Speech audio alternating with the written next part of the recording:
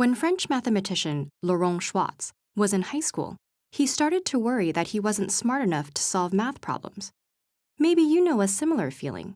You sit down to take a math test, and you feel your heart beat faster, and your palms start to sweat. You get butterflies in your stomach, and you can't concentrate. This phenomenon is called math anxiety, and if it happens to you, you're not alone.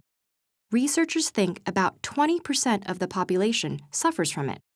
Some psychologists even consider it a diagnosable condition. But having mathematical anxiety doesn't necessarily mean you're bad at math. Not even close.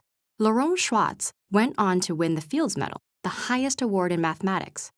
People might think that they're anxious about math because they're bad at it, but it's often the other way around. They're doing poorly in math because they're anxious about it. Some psychologists think that's because math anxiety decreases a cognitive resource called working memory. That's the short-term memory system that helps you organize the information you need to complete a task.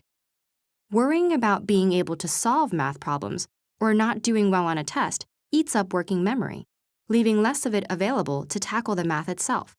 People can suddenly struggle with even basic math skills like arithmetic that they've otherwise mastered. Academic anxiety certainly isn't limited to math, but it does seem to happen much more frequently and cause more harm in that subject. So why would that be?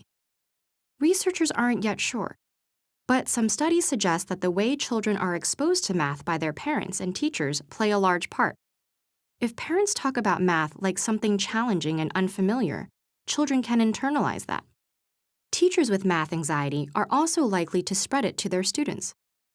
Pressure to solve problems quickly dials up stress even more. And in some cultures, being good at math is a sign of being smart in general. When the stakes are that high, it's not surprising that students are anxious. Even Miriam Mizrakhani, an influential mathematician who was the first woman to win the Fields Medal, felt unconfident and lost interest in mathematics because her math teacher in middle school didn't think she was talented. So if you experience mathematical anxiety, what can you do?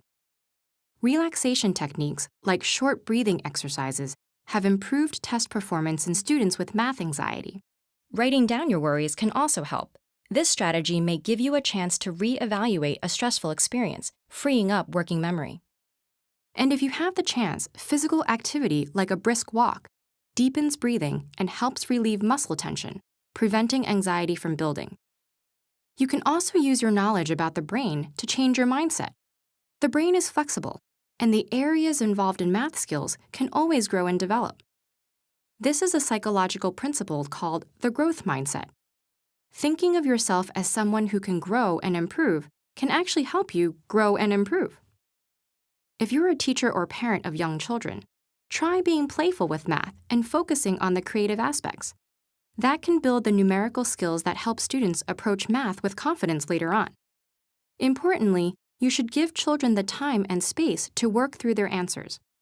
And if you're an administrator, make sure your teachers have the positive attitudes and mathematical confidence necessary to inspire confidence in all of their students.